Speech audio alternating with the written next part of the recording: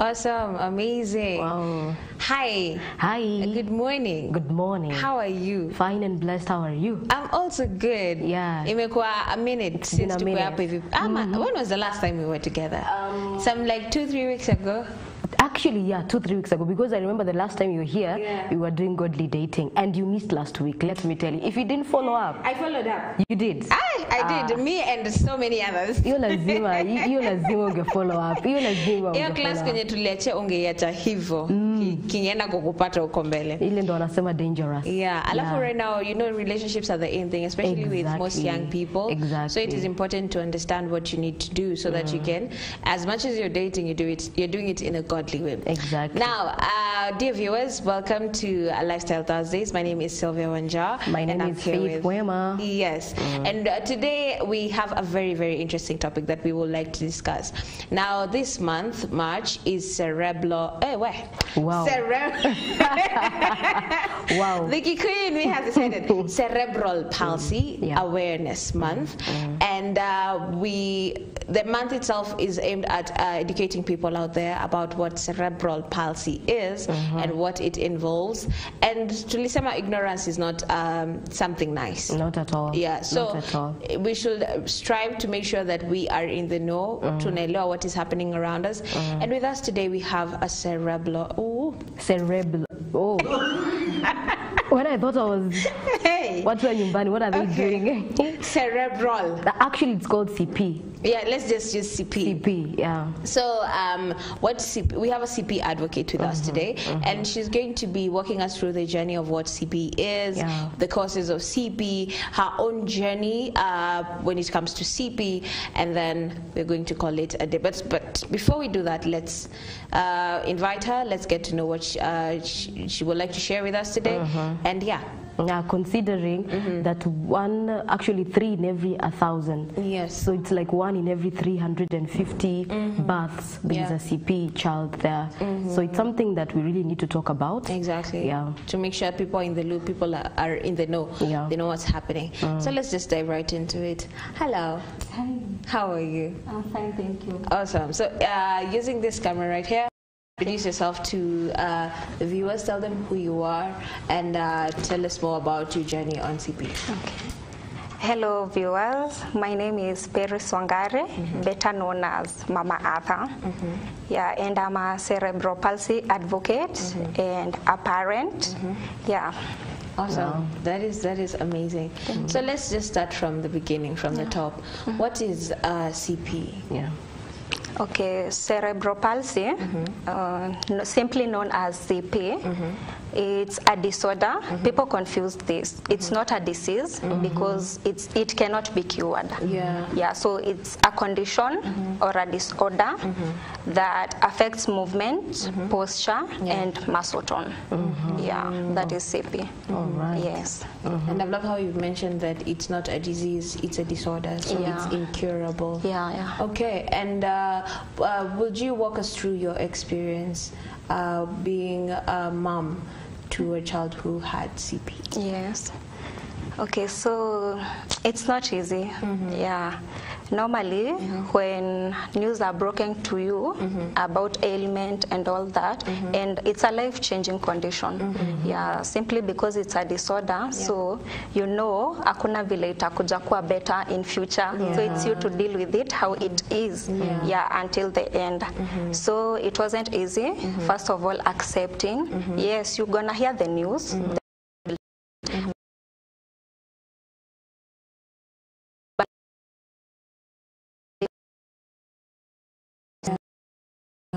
God's grace, here we are. Wow. Yes. Confidence. Thank you. And I love that you said it's a disorder. Yeah. There are many myths surrounding that. Some people actually say, oh, nyumbani, I don't know. Tell us some of the myths that probably you've heard people say about it. Okay. Some people say ni kurogwa. Yeah, ulirogwa. Ukiwa na mimba uliangaliwa vibaya. And wengine wanasema it's a curse.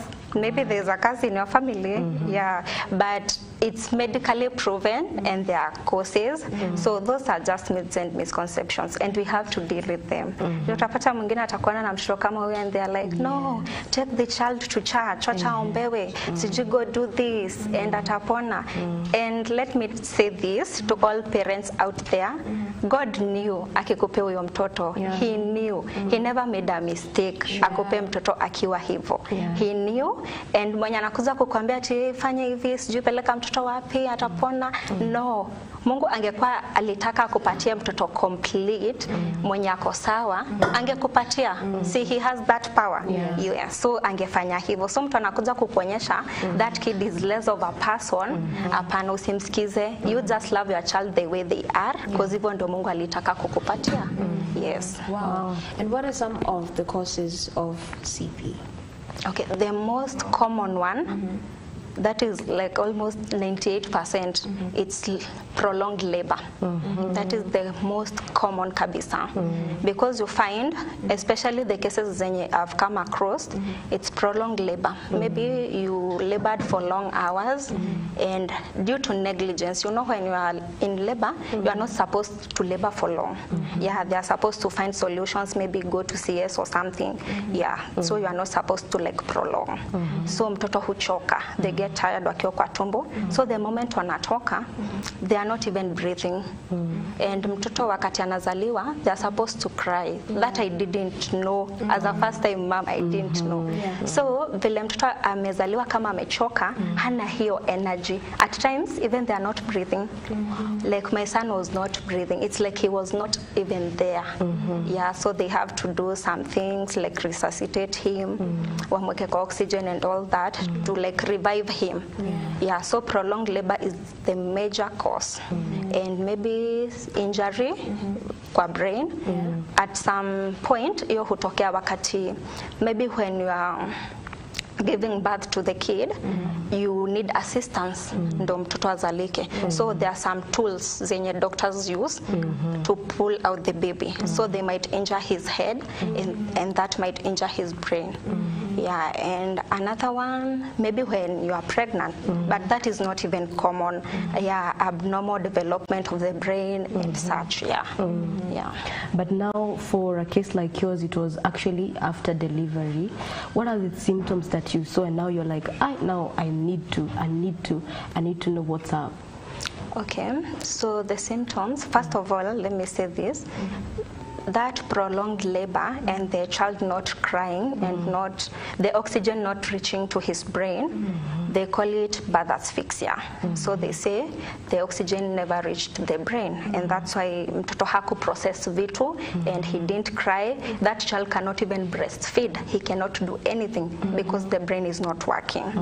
Yeah. So the symptoms, you will see your child will not reach their milestones. Yeah, so they don't have neck control. Their muscles are weak. So that child cannot stand, cannot sit, cannot control their head. They cannot even smile. They don't know what that is. Yeah, so their brain basically, it's not functioning normally how it's supposed to. Yes. Now there are some parents when for their children it doesn't like show immediately. It starts at around 6 months kuendelea. Are the symptoms the same? Yeah. So CP, you won't know immediately. Mtoto akiwa mdogo, you won't know anything because unaona hajaanza ku reach milestones. So you'll have to wait for durations za milestone kukuja. So within like the second month, some babies even start smiling and recognizing people. But now that child does not. So from there, utaenda ukijuanga according to milestones vile. Now you someone else's baby is smiling, they can hold their head, they can crawl, but yours is not na amefika that age or that time. So that is when we'll know something is wrong. Yeah. Wow. And let's go back to, you said that alikuwa your first child. Yes. And how was it spoken to you and how did you take it?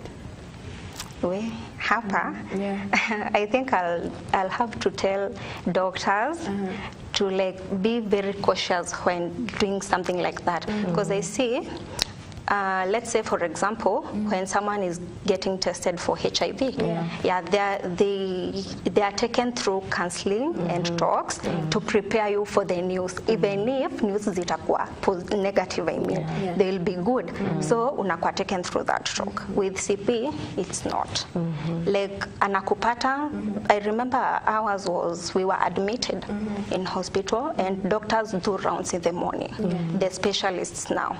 They did the rounds, they came to our bed and they were like, Mama, Shaka kona CP, kona cerebral palsy. I don't even know what that is. I don't know. People? Yes. My. I don't even know what that is. And they didn't even bother explaining what that was. Yeah. So I had, like, when she left and her students, I just had to, like, go to Google and search for myself, what is this CP? What does this even mean? So seeing the results, don't know, it starts hitting me. Basically hii ni ulemavu. Huyu mtoto yuko sawa. Me, I didn't know how a person can end up being disabled. I didn't know. Yani hizo ni vitu zenye kwa society hata hujuangi ati unaweza zaliwa na a certain condition and italido kwa mlemavu. I didn't know that. So niko like, mtoto wangu ako sawa, he has all parts of his body, mi naona he's okay. How comes tena atakuwa mlemavu? So it was shocking. But I denied, of course. Alikuwa diagnosed 3 times.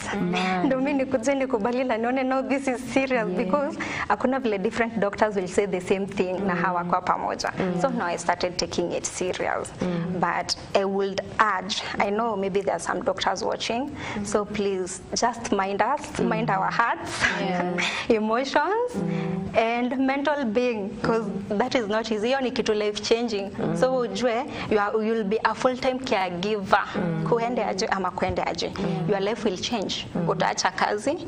Yani your lifestyle will completely change. Yeah, so I think they should just be cautious. Yeah. Let's go to that when you've talked about being a full-time caregiver.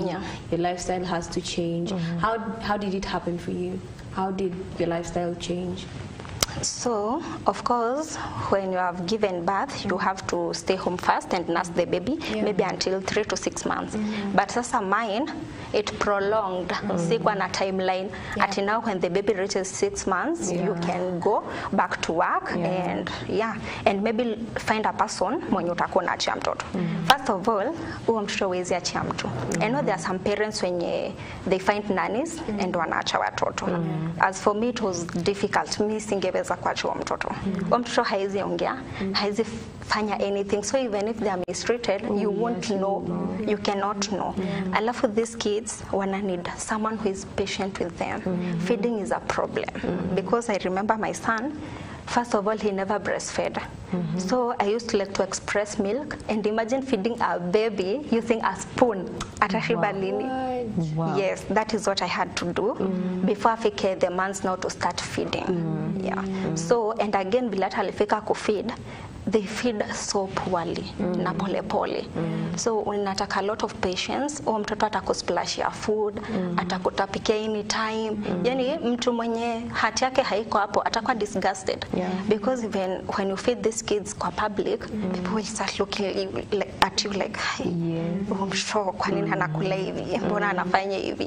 Judgments and all that. So mimi nikaona, let me take care of my son by myself. So nilikuwa a full-time caregiver until now he rested. Sasa ndio hiyo kazi mimi ilifika mwisho. But angekuwa I would have continued. And how has it been? You've touched on something, and I know the public. You can never tell someone stop looking at me. But the public will always look at you. They will. How did you deal with the public, the society, especially now with your parents breaking the news to your people, your loved ones? Yes, making them understand now CP ni hii na hii na hii. How was it? It was, I won't say it was difficult, but I remember this one time, sikuwa nimejua akona CP, but I would see and really know this kid is not okay. There is something wrong, but sikuwa najua ni nini. So I remember we had a gathering at home, and my aunts, and close cousins were home. So the baby started crying, analia tu, atujaribu nini haski. At how many months? He was 5 months. 5 months. Yes. So my aunt mmoja akaniambia, Wangari, hebu peleka mtoto kwa specialist, just bluntly. Peleka mtoto kwa specialist. Mtoto hayuko sawa. He's not okay. Peleka kwa specialist. And I nilishika mtoto, nikaenda bedroom and I cried. Niliwacha wote sitting room. I went to the bedroom and I cried holding my baby.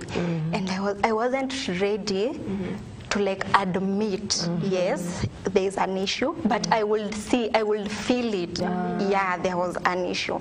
But from there, since we got diagnosed, I don't think I even ever had a conversation with my family. You mean? You kept it to yourself? No.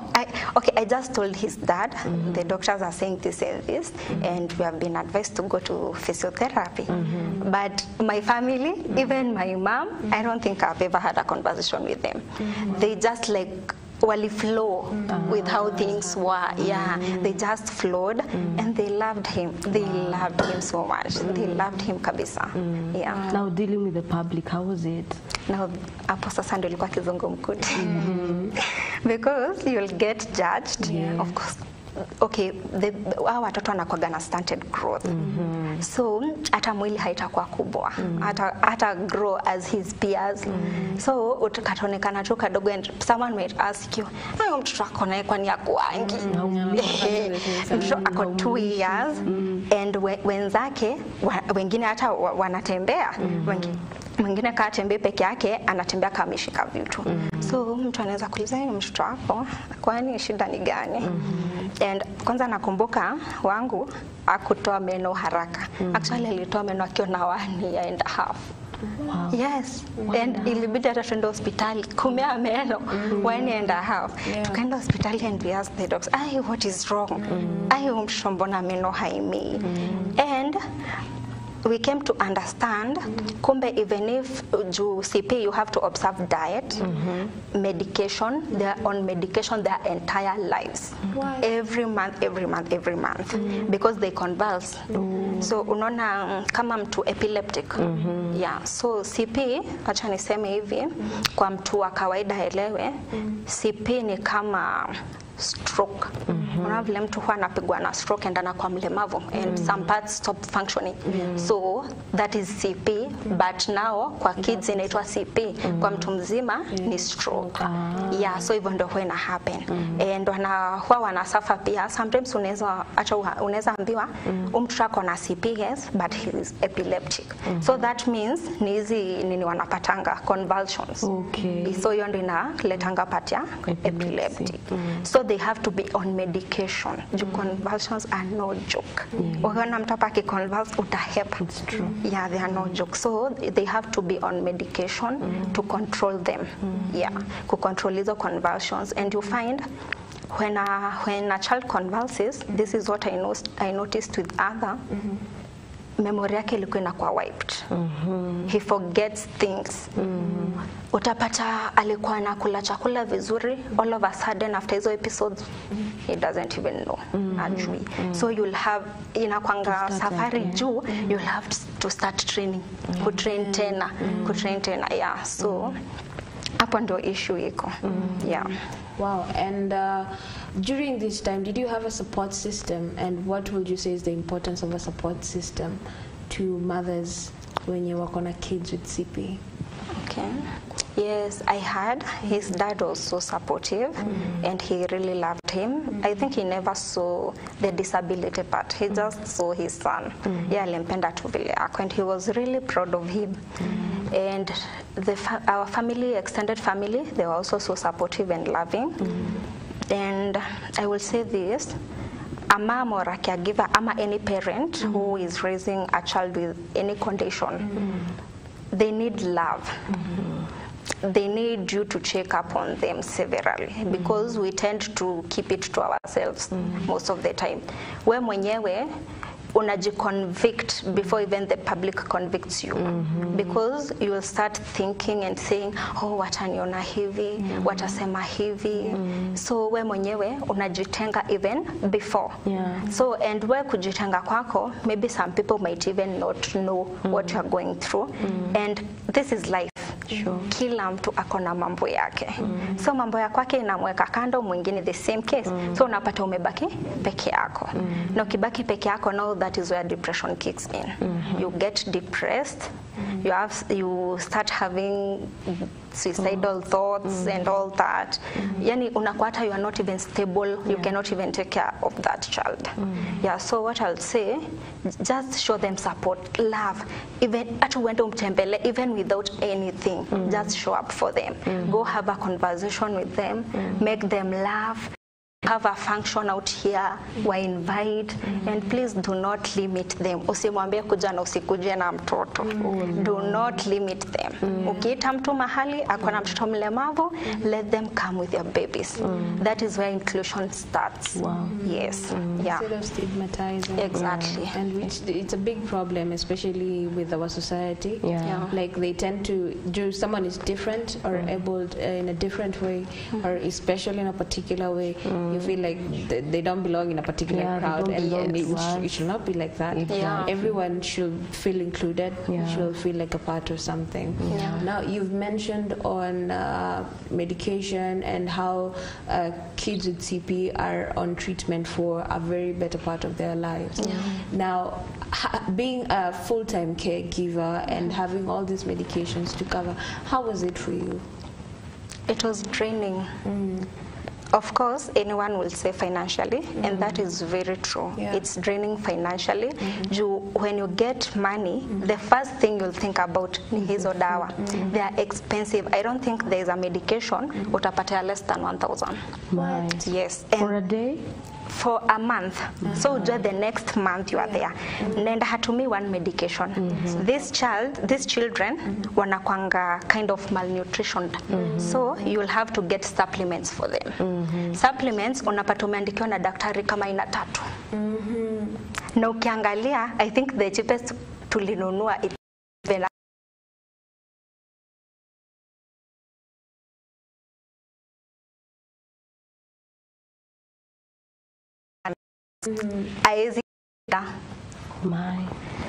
alafu there are these to opportunistic diseases tu twenye tunawapatanga to infections.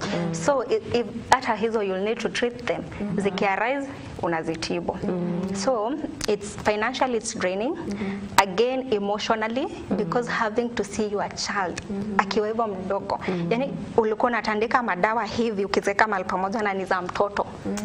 Unamwaga tu machozi because hizi dawa ni so strong. They overwhelm their bodies. Kabisa. You remember this child, immune system yake iko chini. From the word go, when this child was born, alikuwa introduced kwa madawa. Because like Arthur, we were admitted at NBU. Immediately after birth, alikaa NBU for 2 good weeks. Hizo ni madawa. From the onset amezaliwa. Hakunyonya. You know breastfeeding, huwa ina boost immunity ya mtoto. This child hakunyonya. So you can see immune yake mahali iko. Alafu ndo huyu his entire life ako kwa medications. So unapata wengine atamea meno, but hizo meno watu ukiangalia uzioni zimeoza na zimepotelea kwa gums. Hizo ni madawa. Mwingine utapata hatamea entirely. Kama sasa vile wetu alikuwa delayed kupata meno, ilikuwa causes za dawa, but at some point pia vile ana grow pole pole. So unapata hizo ni challenges zenye tu kila mzazi mwenye akona mtoto kama huyo anaface huko nje, and people don't speak out. We don't speak about them. Wanapata mtoto huko nje ana smile, but behind closed doors, they cry. Huyo mtu hayuko sawa. Hayuko sawa kabisa. That's why we say when you meet people out here, please treat them with kindness. Show compassion. Even if you don't know mtu nikako sawa, you never know what they're battling behind the doors. Yes. And also you've touched on food. You say that they don't eat like the normal food that we eat. How is it?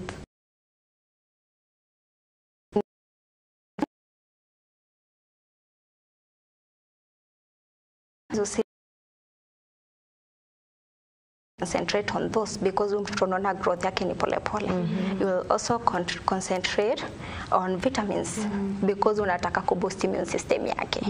So carbohydrates slightly hiyo ndo utapima tu kidogo, but si ati ukose kumpea, mpatie balanced diet, but hizi zingine zikwa more, especially now the vitamins na pia the proteins. Yes. Okay.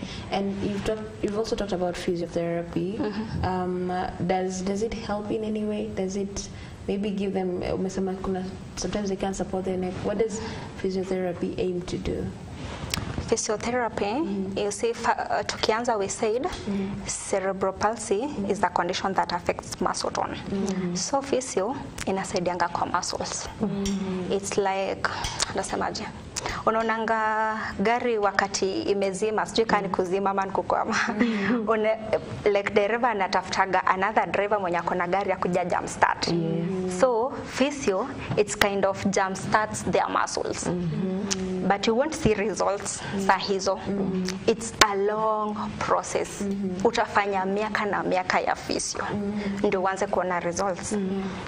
But for example, like watoto wengi hawawezangi kuswallow. Swallowing is a problem. Hata kuswallow mate. It's a challenge. So kuna massage zenye wanafanyangwa za huko. So hizo akifanyiwa, you'll see their swallowing inaanza kuwa better. Na hii challenge ya kuswallow juu hawezi control the muscles vile sisi tunaweza.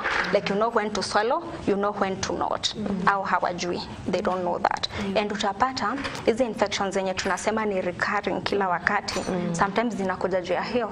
Umempea chakula ama maziwa ama maji, akimeza inamshinda, anachoka. Hiyo choking inafanya zingine ziende kwa kifua. So zinaanza cause infections. And the most common ones ni pneumonia. Utakosa mtoto wa CP. Ukienda kwa wards when you are admitted, always pneumonia. And it is because of that. Yeah, so I will tell parents, ukipeleka mtoto wako physio and you see akona shida ya swallowing, please concentrate on this area, the cheeks and the neck. That will improve their swallowing. And kama niyo pneumonia na nini, zitapungua. Yeah. And for mothers, when you work on kids with CP, is there like a group, a place where you like for support? We will be getting that after we go for this very, very short break. Guys, I hope you're following this conversation and you're getting to understand what CP is all about. At least tulisema kuwa na hiyo knowledge on certain things, so that atukipatana na mtu pale kwa streets akona mtoto akona CP, you'll know how to deal with them. Usikue insensitive, unasema vitu in the wrong way, ama you make some certain sensitive comments zenye zinaenda ku hurt the mother. These people are survivors. They're really trying to conquer the CP and whatever it is that they're dealing with. So we're going to kuongeza baggage hapo juu is not the most ideal thing to do. Now we're going to take a quick break right here at Lifestyle Thursdays, but don't go too far. We'll be coming right back with more on CP. Don't touch that dial.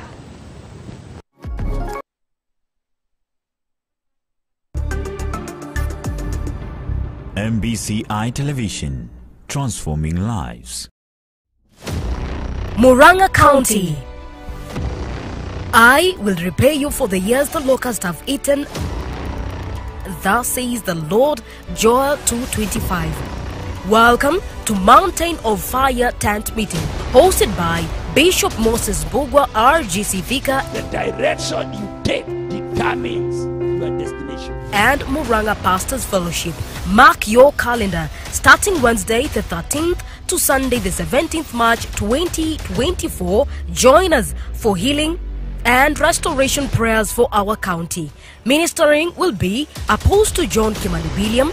Wapendwa, hata kama giza itafunika dunia, kuna watu watainuka na kuangaza katika ile giza. Bishop George Kavyoki. Hakutakuwa na kilio kwenye nyumba zetu. Hakutakuwa na confusion. Mungu atatuongoza. Archbishop Kitonga, Bishop Simon Mureithi, and Evangelist Lucy Wangunjiri.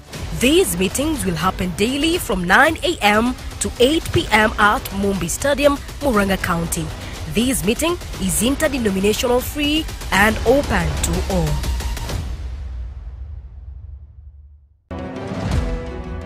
Kirinyaga County, are you ready? Pastor Haniel and Pastor Lea Gitonga of Blessed Church of Christ Fellowship Kagomo waliofungwa na nguvu za giza, I declare your liberty, I declare your freedom, invites you to 3 days of Jesus Healing Crusade at Kagomo Town Main Stage starting from 22nd to 24th March 2024 from 3 to 7 p.m. daily. Apostle Morimi Joseph, the founder of Blessed Church of Christ Fellowship, will be ministering. naye akasema, nitakapoona damu, I will pass over you. Assisted by Pastor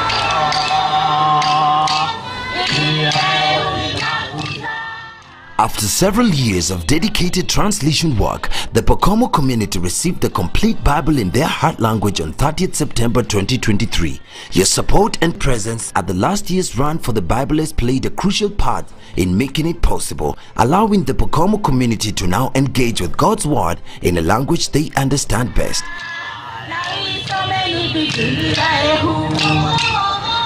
BTL once again invites you to the 17th edition of the Run for the Bibleless on 16th March 2024. The 10-kilometer run and the 5-kilometer walk will take place at the Carnival Grounds in Nairobi, Nakuru High School in Nakuru, and Potter's House Academy in Eldoret, starting at 7:30 a.m. Register today at BTL Centers in Upper Hill, Ruiru, AGC Lakeview Nakuru, Reformed Church Eldoret, and Keswick Bookshops in Nairobi, and get a t-shirt for 1,500 bob for adults and 1,000 shillings for children. Additionally, consider making a donation or sponsoring others to the run. Use paybill number 898301, account RUN. For further details, contact us on 0722 209 606 or email us at info@btlkenya.org. Help us fulfill our 2024 translation completions for the complete Bible in Marakwet language and the New Testament in Chonyi, Waata, Chuka,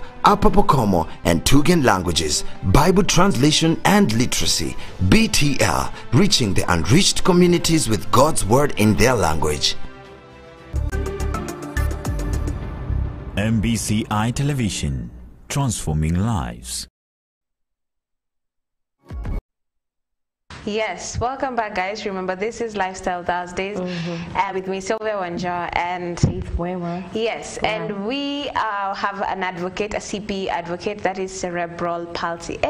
You've tried. Continue. Yeah, but let's stick to CP. Yeah. And we are getting to understand what CP is all about and understand the journey of mothers who have kids with CP, and yeah, just to generally educate the public, you at home, so that you can know what this is.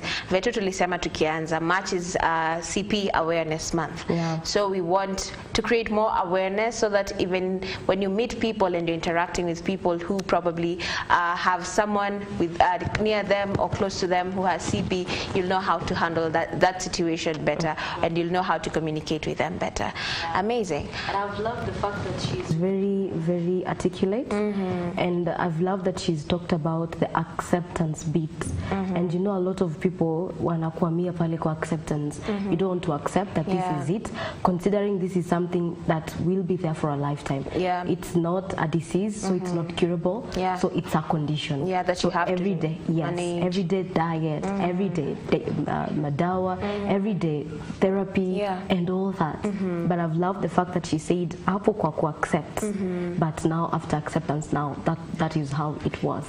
The process becomes better as time goes by. Now, before we went for the break, I was asking a question about the mental health of the mothers who have kids with CP, because this brings along drastic change.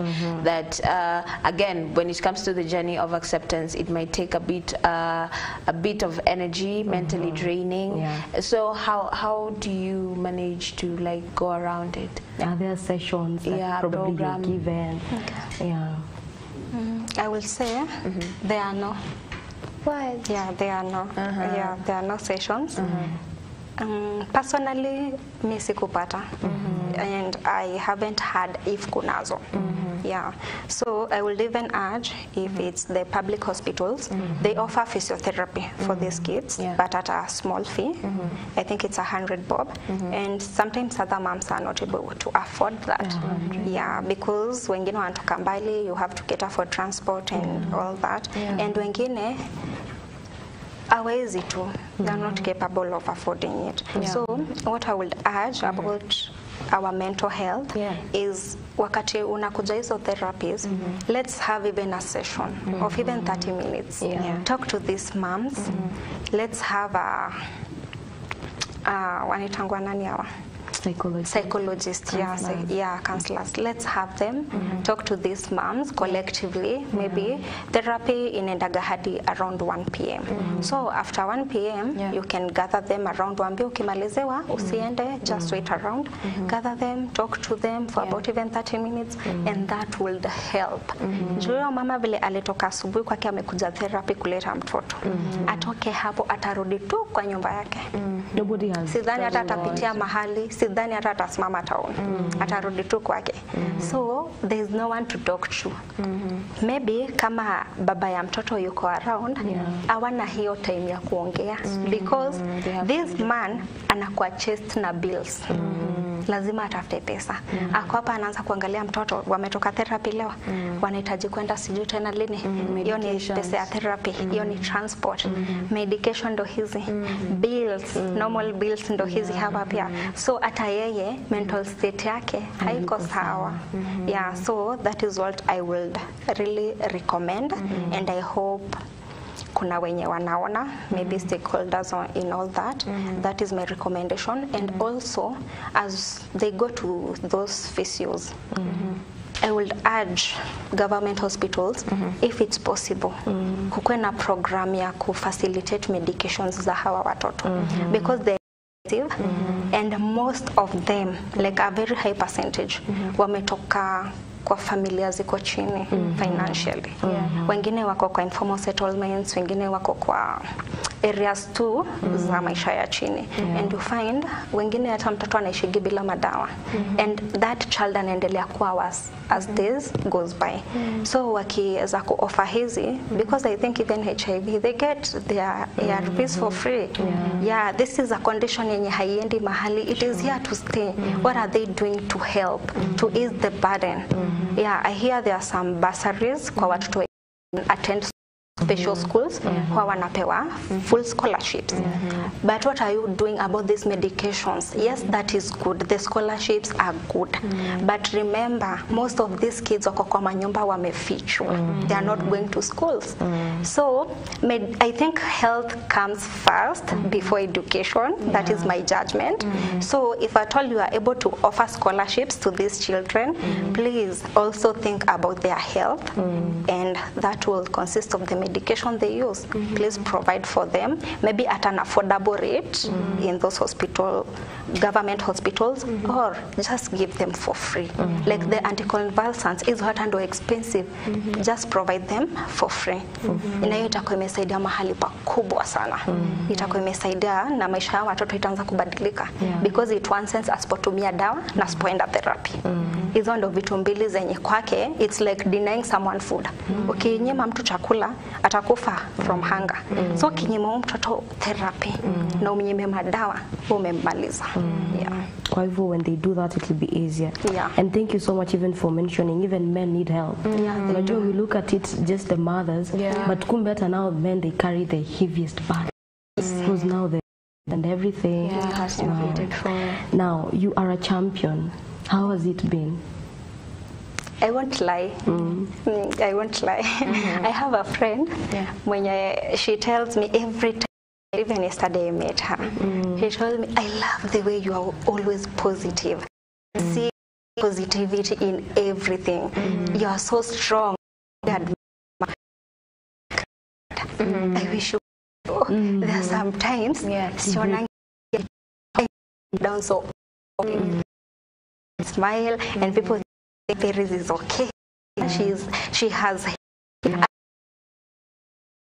some other point, I think not really. Yeah, I break down oftenly, sometimes even in public.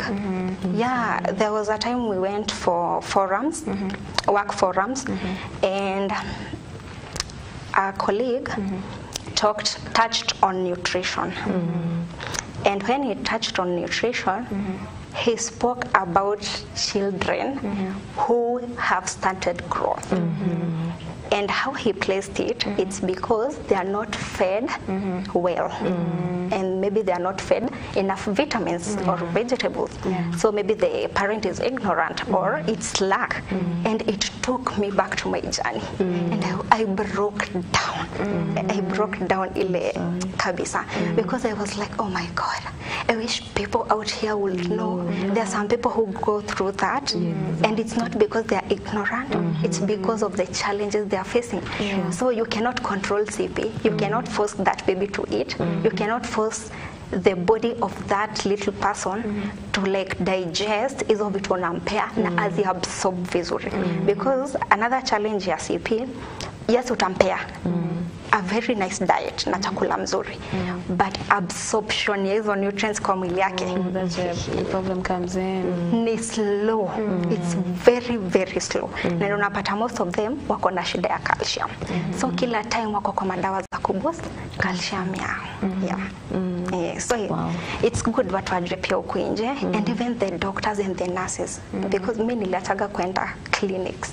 I will go when mtoto anaenda injections and vitu kama hizo. But kama ni kupima weight, okay, will stay at home. Because nitaenda huyu mtoto hayuko sawa. And they can see, just looking at the child, you will know this child, there must be something. And kuna wengine they are very sharp. Kimwangalia tu hivi they know this is CP. But sijui wengine ni ignorance. Atakupigia kelele. Atakukemea, mama hulishi mtoto ongezagi kilo, ameishi sijui miezi ngapi kwa kilo ngapi. Kwanza wangu wako itoka kilo 7 na shafika miaka 2. Sasa nashindo mimi nitafanya nini? What will I do? So I will just stay at home. Wakati anahitaji injection ama chochote ndo I go. And are there parents who also do that now? Yes, they do. Kwanza ukikumbuka mtoto wako atoshei kwa hiyo kilo, hawezi mweka kwa kilo ya kusimama. Kuna kale ka kilo kadogo kwa watoto wadogo. Ukimweka huko, kichwa iko huko nje, miguu ziko huko nje. Haizi pimika. What will you do? Atapimwaje? You see, haizi keti hata kwa hiyo ya watoto. So mtu mwingine anaopt, let me just stay at home for my peace of mind. Let me just stay at home. So according to you, what really needs to be done? I think as much as CP imekuwa proven medically, even some wenye wako kwa hii medical field, wengine wao sijui kani ignorance ama ni kutojua, I don't know. Because ukiona mtu ako kwa hiyo sector, anakubash hivyo, si kama mtu huko nje wa kawaida mwenye hana hiyo knowledge, how would you feel? It's awful. So I think we need to like really create awareness kabisa until it sinks in people's minds. Unaona like the way HIV came, ilifanywa a lot of campaigning, ilifanywa a lot of awareness creation, and like everyone knew what HIV was. They knew the causes. They knew kipata what you need to do. You need to start the ARVs and all that. You need to eat healthy. So I think even with CP, this is what we are supposed to do. Because sensitization. Yes, we need to sensitize the community. That is what I think even the government should like focus on that. Kabisa. Wow. And as an advocate for CP, what are you doing to help other mothers out there who have kids with CP? Okay. Since my journey and all that, I started an initiative, but this I started even when my baby was still alive. We started the moment I reached acceptance, and I remember the first thing I did, I posted him on Facebook. And I wrote his story. I told his story and journey, and the reception it got me. Nilikuwa na ile mentality, oh my God, people will judge me. People who knew me, they will judge me. Oh, Paris aliendaga kapata mtoto mlemavu sijui nini. So that was what I was thinking. But when I posted, the reception ili change mind yangu. And I knew from that moment, this is what I want to do. I want to create awareness on CP. I want people to know what this is. Because kama mimi ningepatana na mtu ana create awareness even before I got Arthur, vile nilimpata, haingeni hit vile ni hit. Juu ningekuwa na ile awareness, najua what that is. So from then I knew, and I started reaching out to other parents. We did our first charity event then, when he was still 1 year. I remember we managed to feed 15 families for a holiday, December 12th in Akwanga Jamhuri. Yes, we fed 15 families, and I felt so good. That was our first step.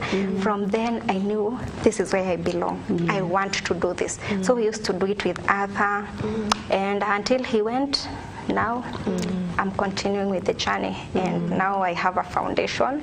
I named it after him, Arthur for Others Foundation. Yeah, it's for cerebral palsy, but hatujafungia any other neurological condition, for example like autism. Yeah, hatujafungia. Yes, tunapatananga na those cases wingi sana. Yeah, and we cannot like watenga to say no, this is not CP. No. Pia hiyo, it's almost kind of the same thing. Ni vile tu it's different. Vile inajipresent, it's different. So we support them.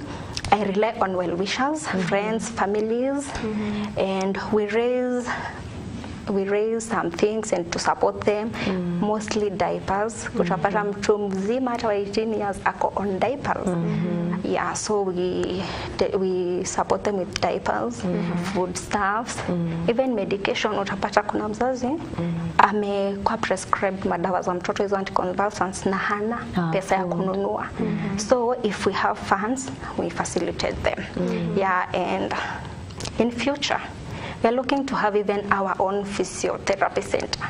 Yeah, we will have free therapy. Let every child access, because it's a basic need to them.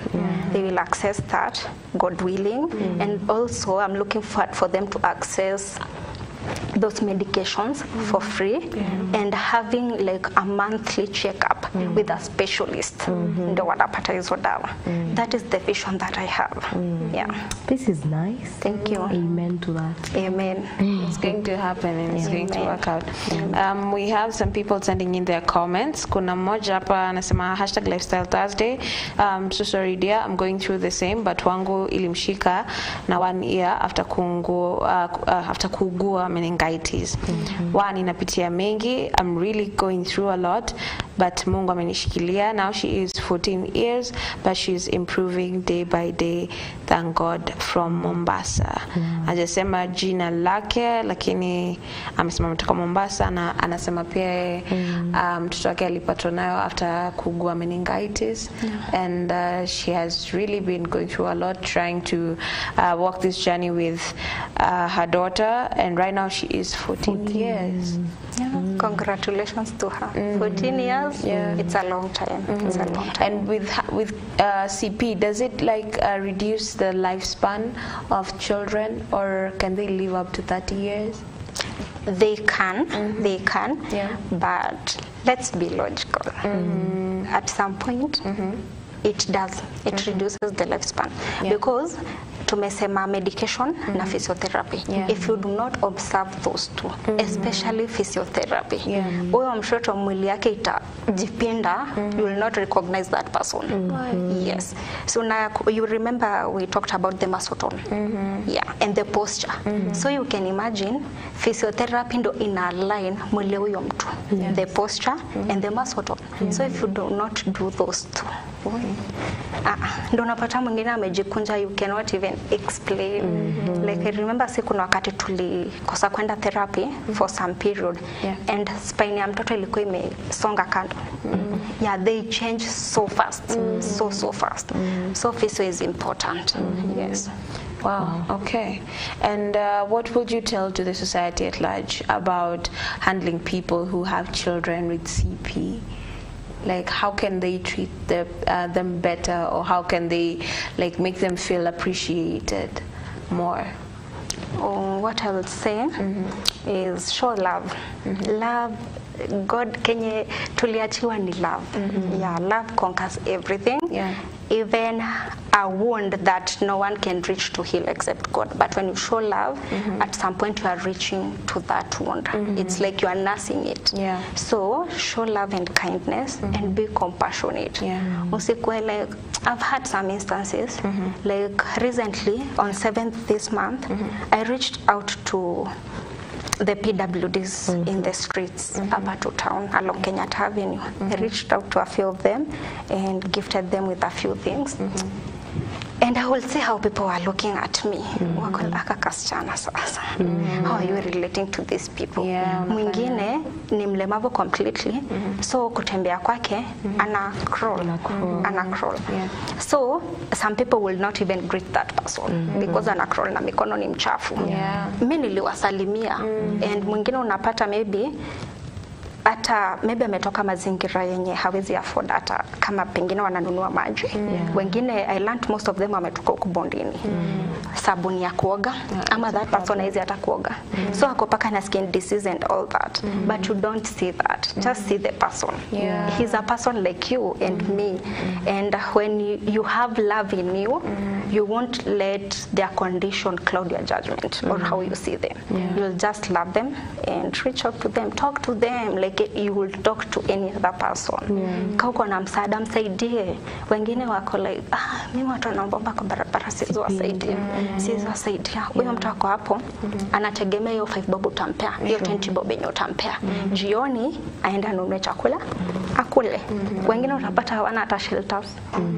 Yes. So it's upon us, society, and you are humane. You will definitely reach out to them. Yes. Vile tu a friend can reach out to you akwambie, oh, nimekwama mahali, nisaidie pesa kiasi fulani ama nafungiwa nyumba, and you will quickly go to the rescue of that person. Do the same to this other person. Hata kama humjui, hata kama anakaa vile anakaa. Yes. Wow. And what would you tell someone, especially for mothers who are struggling with acceptance? Because I believe acceptance is what is making them hide their children at home. Yeah. Chenye nitasema, just allow God. Everything begins with God and it ends with God. Hakuna binadamu anaweza kusaidia. I know from experience. My mom wouldn't help. Atakuja kuongelesha kwanza my mom, she's those wanasemanga alpha females. Jililishe hapo. So be strong. Yes, be strong. Hizi mambo za dunia na zinapatanga tu watu. So what I will say, run to God. Seek refuge in God. Let God be your first comforter before anyone else. And if you want to cry, just go in private, cry it. During this period of the journey of cerebral palsy and when I lost my son, this is what I learned. Even tears without saying anything, those are prayers. God hears them. He really hears them. So just go in private, welia yako yote. God knows. Anajuanga before hata tuombe to mention kitu. Anajuanga chenye tunataka. So even if you go there and cry, hata ukwe bitaji, he's our parent, he's our father. Hata kasirika na wewe, hata kuembrace vile uko. And slowly by slowly, he'll start nursing your wounds, healing your heart. Pole pole tu. And you will find uko sawa. Nitasema mimi usitegemee mtu yeyote ati akusaidie kwa jani yako ya acceptance. Just believe in yourself. Know that you can. If at all kuna caregiver ananiona sahi ama any parent ama mtu yote ana go through a difficult time. If you see me, just know there is a God in heaven. Just know you can overcome anything in this life. Yeah, just know that. I went through depression twice. Before accepting others' condition, depression ilini hit vibaya. Sikuwa naoga, sikuwa nafanya nini, nilikuwa nakaa mapipa, sitoki kwa nyumba, sioni hata jua. Haya, the second time ni sahi vile alipass. I was in depression, I was suicidal. Me, I think I will be dead, but here I am. So ukiniona, just see God's grace and know everything is possible. So how long as you have that will and you trust God, atakushika mkono, and know there's no human atakusaidia. Unasikianga ile safari uko wewe peke yako na Mungu. Now this is the journey. It is you and God. Hata kama mzazi anakupenda nje, even if you have a spouse or a husband mwenye anakupenda, they cannot help. Wow, that is, and for that conversation is very emotional. Yeah, very emotional, but very much needed, especially now that we are creating awareness about CP. Now, you've talked about a foundation that you named after your son that aims at helping mothers and children out there who have CP and other neurological disorders. So for anyone who would maybe be looking forward to like lending a hand or like being a part of the amazing work that you're doing to help mothers who have children with CP and other neurological disorders, how can they contact you? Okay, before giving my contact, let me say this. On 27th, next month of April, we'll be visiting moms up PGH, Mother and Baby Wing. We want to reach out to moms who have kids in NBU. That is where we started. Sisi tulianza hapo NBU.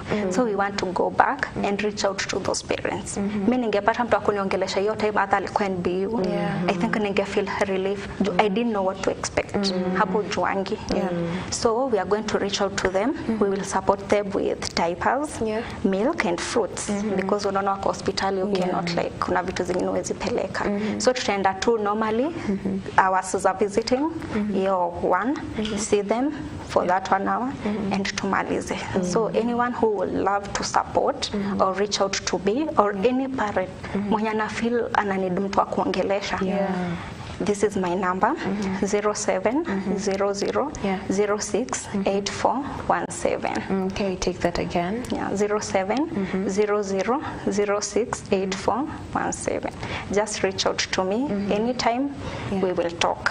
Natakusikiza. And my Facebook page, it's Wangari Perez. And the Facebook of our foundation, it's Arthur for Other Cerebral Palsy Foundation. Arthur. Yes. Arthur, ARTHUR. Yes. Wow, amazing, amazing. Guys, I hope you have picked the most important things from that conversation. And unfortunately, we are out of time and we have to call it a wrap. But this Chic and Style coming and hit the gym, so don't go too far. We'll be coming back to that as well. But for now, I think that's the conclusion on CP. And whatever it is that you have picked, please, itumie, okay? When it comes to interacting with people out there, mothers who have kids with CP, please just quite careful. The words that you say, how you say it, how you talk to them. And again, one thing I've loved that you have said, that love is very important. No matter where you go, show love. Be kind to someone. You don't know what someone is going through behind closed doors. You don't know the reason for their tears. They might be smiling, but you don't know what they're going through behind the scenes. So do whatever you can to show love and be kind to others. You don't know what they're going through, so always be kind and support. Exactly. Support is very important. If you're around someone with a child, support them. Sometimes we think that they are strong, but they aren't. They aren't. They are putting up a front. Support them if you can. Support them. Sometimes it's not even about money, but even being there for them. Emotionally. Talk to me. What's up? How are you feeling today? How is the son today? How is the daughter today? Sometimes we look at support as ni pesa tu wanaitisha. It's not money every time. Sometimes that emotional support is also important. Amazing, amazing. So for now, let's get chic and style, and we'll be coming right back to look into that. It's typically made from lightweight fabrics such as linen, cotton, with unlined or partially lined jackets for increased comfort and ventilation. Summer suits come in lighter colors and more relaxed fits, making them perfect for outdoor events, casual weddings, or summer parties. The single-breasted suit and double-breasted suit. The single-breasted suit is the most common and classic type of suit. It features a jacket with a single row of buttons down to the front and a notch or peak lapel. But this is Lifestyle Thursdays with me, Sylvia Wanjara and Faith Yes, and we have looked at Kwashiken style types of suits. Yeah. Again, when you tulisema, I don't know kama we managed Coach Men Matters last week. Oh yes. We were talking about the self-care, men's self-care. Yeah. And took a notice that most guys like kuna ile nguo anarudianga, kuna ile kiatu like is always on repeat. And pia kwa suits kuna wale watu, the people who wear official clothes, like they stick to one particular type of suit. They don't like kujaribu kujua wajue ni nini, what else is there in fashion that I can try out when it comes to suits. So that's why we prepared that for you. I had someone say anangoje tu on that very particular day that they'll be doing a wedding. That's the only day that they will do suits. Why? I was like, wow. Mbona? Apparently he just wants something ile tu free. Hapana, hakuna. Unafaa kujichallenge. See, hata before you get to your wedding, so kuna weddings zingine uta-attend. Una-attend ukiwa umevaa nini? Dinner ikikuja. Unaanza kuzunguka. A very formal event. Exactly. What will you wear? You need to have something at least in your wardrobe. But for ladies, like have an evening dress, mahali, an evening gown. For when there's an event that you need to attend and you need to dress formally. Event inakujanga hivi na hiyo wakati nguo kwa market zinaenda missing zote. Unajiuliza sasa nifuni nitapelekea things like clothes. I really dislike that, especially with men, especially for suits like this one. You find someone, me, I don't want to buy. So when that time comes, I'll just borrow. For who? For why? Utapata siku ni chafu. Utafanya alafu nguo kama suti, like kuna these formal wears that are very pricey and very sensitive. So like taking care of it require ukwe very very very precise. Kama unaona venye nguo zinakuangana aka katag hapa nyuma kuna kana chokozanga mtu and watu urarua bila kuangalia what is written there, and that shows you how to treat that cloth. Kama ni kupiga pasi, the certain degree that you're supposed to use. Kama ni kufua, exactly the detergents that you're supposed to use. Kuna zingine ukidry clean unapoteza rangi yote. Alafu unasema hii nguo alitengeneza ambaye inamwaga rangi. No, uliambiwa how to treat it, but ulirarua kwa kitu before angalia ujue how to treat that particular cloth. So and as always what I say, just look for something that will work for you. I know a lot of men would say na hiyo pesa yote. Well, it is true, suits are not cheap. They're pricey. It's not 2 shillings. But look for what is working for you. And also every time we'll always blame money. Money will never be enough. Exactly. So start with what you have. Grab a suit, weka kwa wardrobe, grab another one, pole to buy and buy. And put them in your closet. They'll come in handy. Anytime. Alafu hakuna place unaweza sema you don't need them for an occasion. Occasions are always happening. Unless you're an island and you don't live alongside people when kuna events happening, you need that suit. Okay, ladies, you need that evening gown, you need that evening dress. No matter various types of suits. Kuna the tuxedo. Oh, the favorite. For so many people. And it really does well, especially when it comes to like these formal ceremonies, like weddings, they give that vibe of, you know. Actually, it's true. And the three-piece. The three-piece suit. Actually, it's the most common. The most common. But if you have one, actually have like several. If you have one three-piece, get a tuxedo, get a double-breasted, a single-breasted, and then Alafu, there's something it does, like when you show up to that formal event, like dressed for the occasion, hata wewe mwenyewe confidence itakuwa juu. Uta feel you belong, and there's some respect that you will get. Because karibu sana. Hata kiti ndio ile unapeleka kwa nini table the main table ile wakati hata sio kukaa hapo. You just come dressed the way you want. Kiti ndio hiyo utafuka huko. Na hiyo time labda wewe uko among the people wenye unafaka uko mbele. But sasa unaambia sasa venye umevaa, like let's just try to like at least dress for the occasion. If you needed to show up, you show up and you show up and you show. No, it's not showing off, it's showing forth. Showing forth. Ndio nilikuwa nataka kuisema nikashindwa hiyo show nita replace na nini. So show up and show forth. Exactly. So And tumekupa various types of cysts that you can look into. The more the merrier. Sawa? And the color, by the way. Yeah. Look at the color and your skin tone. Don't go and man, colorblind. Hey. Oh no. That one we must see. Yeah, if you have a problem with like figuring out the best color for you, you can go for the neutral ones. There was a time, remember Kwashike style, we talked about a different combination of color combinations when it comes to dressing. You can go for the neutral one, ama the monochromatic one. Yes. Yenye it's neutral. Venye ukiva, you won't feel as if una overdo ama una underdo. But if you want to go deeper and understand shades and over skin, lakini najua men don't like all that. They don't like. Ladies not tangangana. Color block all the way as long as you're comfortable.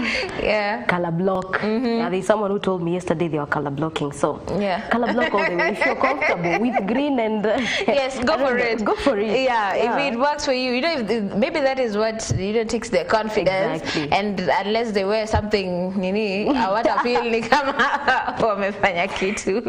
So yeah, go for it. Yeah, so that's it for us, from us, up on the Lifestyle Thursdays. We've had a very, very interesting conversation from CP, Eugenia, Cerebral Palsy. Yeah. Hey, actually, that's called cerebral. Yeah, be very cerebral palsy. And we've learned more about it. And kama umesikia for the first time and ufanya research, we have Google and some other platforms that you can use to research more, so that you can know how best to treat people around you who have such. And probably you could have a neighbor or a friend or a family member who hasn't accepted the fact that they have a child with CP. You now know how to like talk to them, support them, so that they can know that they're not alone in this journey. Because there's a big shift in their life from like you used to go, a shift in lifestyle. You have to leave everything and put everything aside so that you can be a full-time caregiver to a child. And remember, this is not a condition that will be treated so that they can feel better. No, this is a disorder that has to be managed over time. Like they live with it for the rest of their lives. And I loved what she said, especially for them who haven't accepted. Because Babu, I've realized acceptance, it's everything. Accept that is how it is. Don't hide your child at home. Don't also, seclude yourself. Go to those social gatherings. Find people around you. Because Babu, the more you keep, a distance between you and others, depression strikes in. And with depression, you won't be productive. You won't even help this person who is in need of your help. Exactly. So stand up and speak out. Don't worry. And with the society like now, me and us, please, let's be mindful. Of what we say. Mindful. Exactly. Of how we treat these people. Some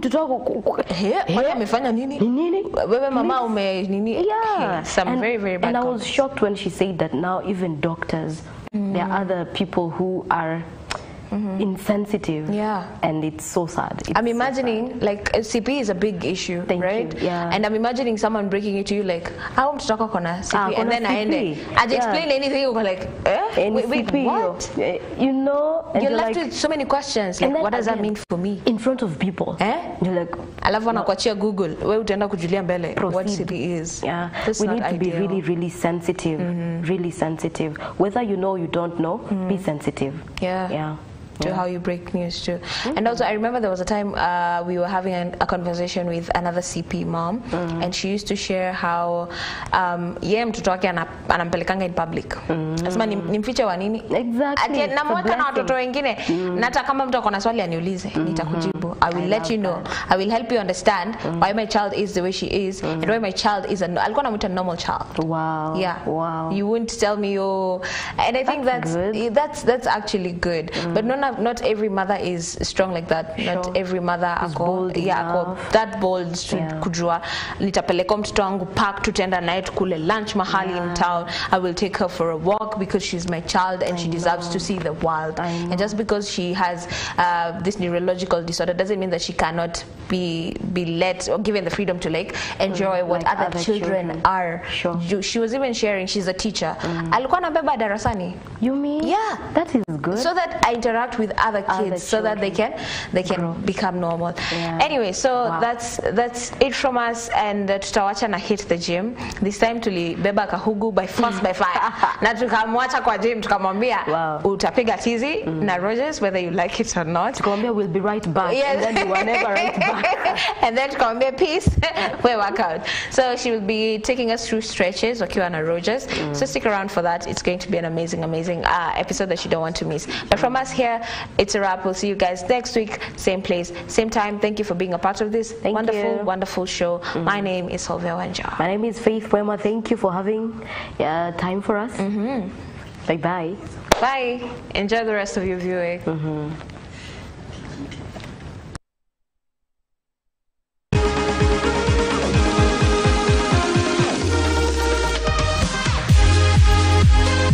Hi, how are you doing? Welcome. This is Hit the Gym. We say that we are here to make you stronger than your excuses. Sindio? Yeah, sure. Now, najua nimepotea for some time, and I'm becoming stronger than my excuses as well. And today we are here to work on, we're doing the stretches. Yeah, the stretches, Yeah, so salimiana. Najua tulikuwa hapa the last time kitambo na wewe, but last week you were here. So salimiana, and then we get into exercise. Yes, I'm Rogers, fitness trainer. Yeah, pleasure. Pleasure.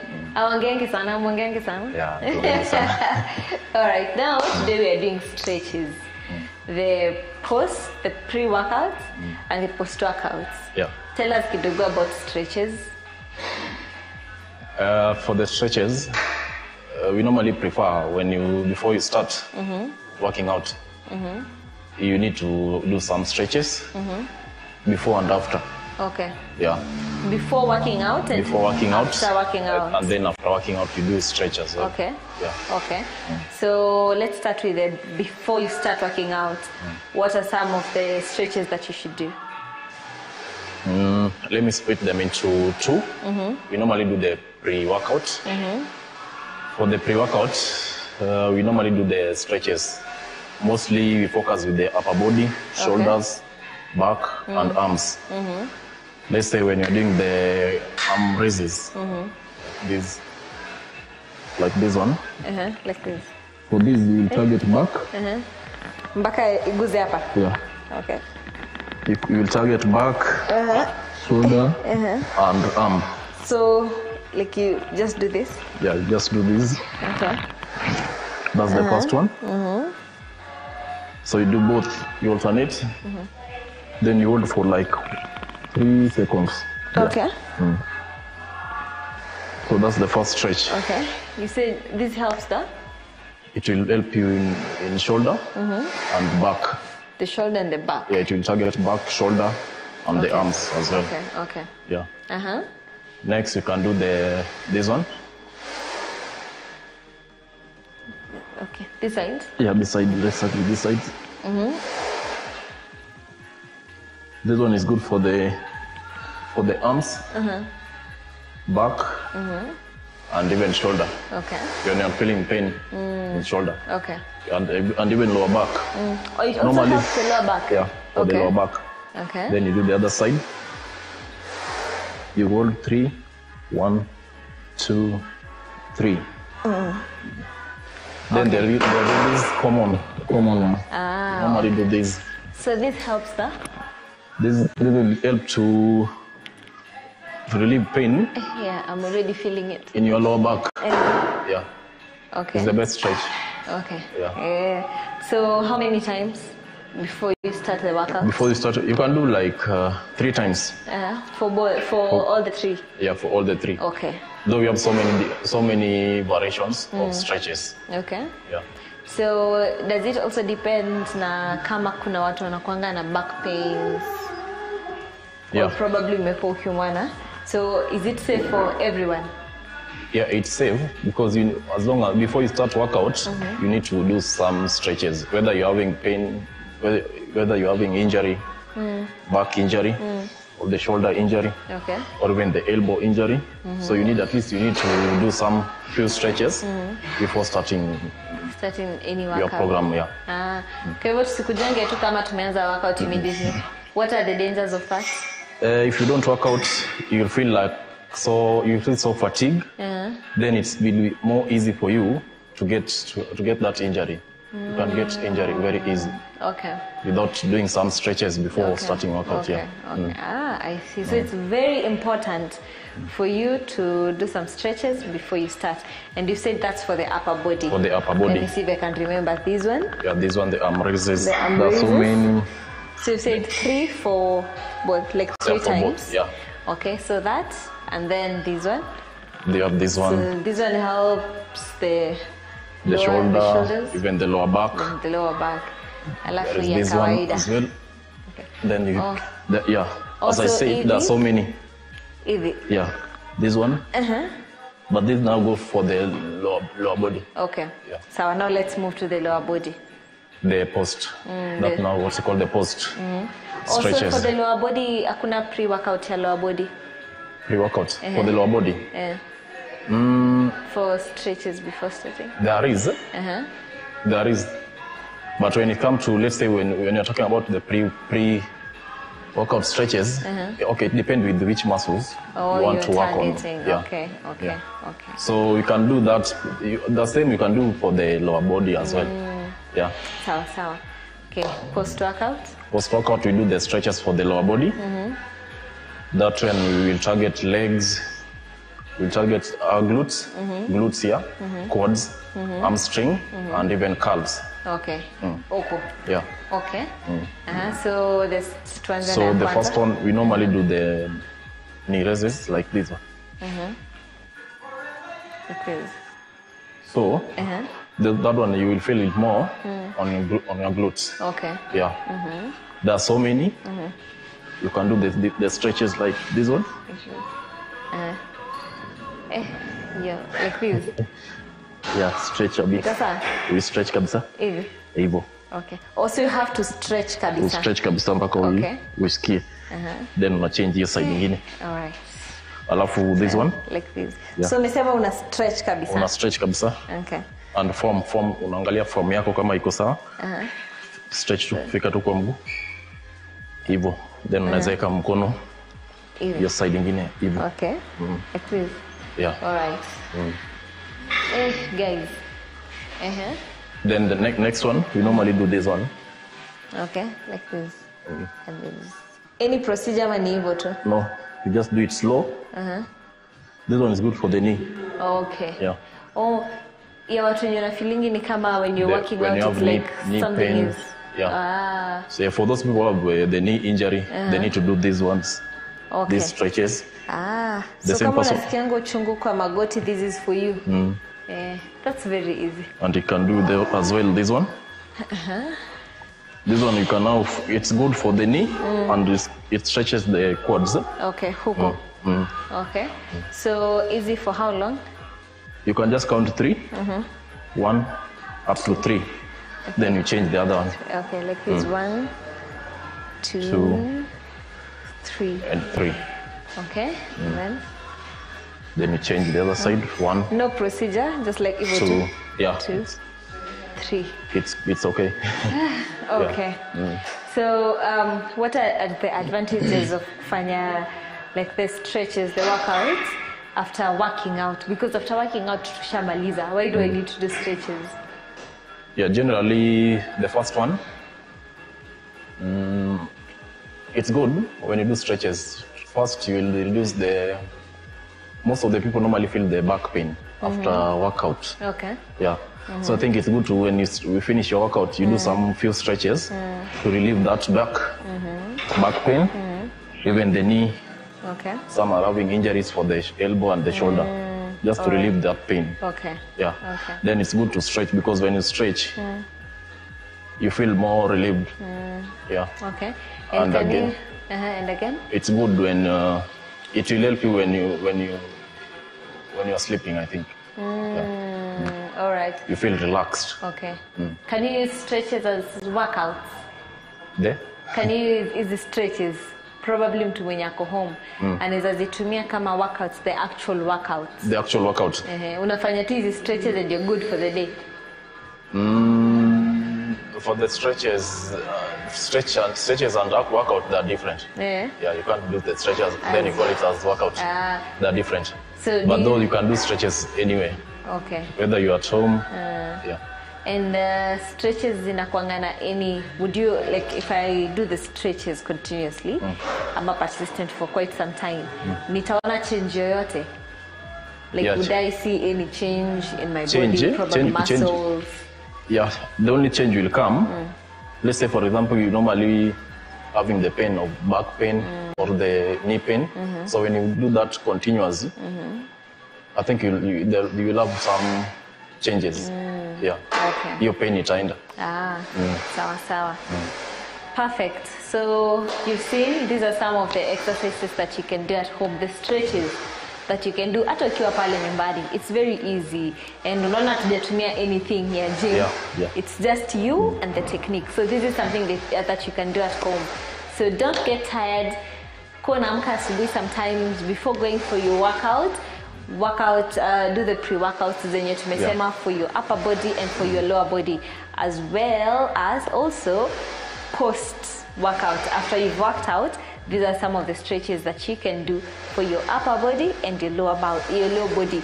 We say be stronger than your excuses. We'll see you in the next episode of Hit the Gym. Thank you so much for having us today. Sasa tunarudi next time kufanya the actual workout. The actual workout, yes. Yeah. You're welcome. See ya. Hey guys, this amazing episode was shot at Chester Hotel. Join the Indigo Fitness Health Club so that you can also be fit. So you're all welcome. Remember, Chester Hotel, Indigo Health and Fitness Club. See you here.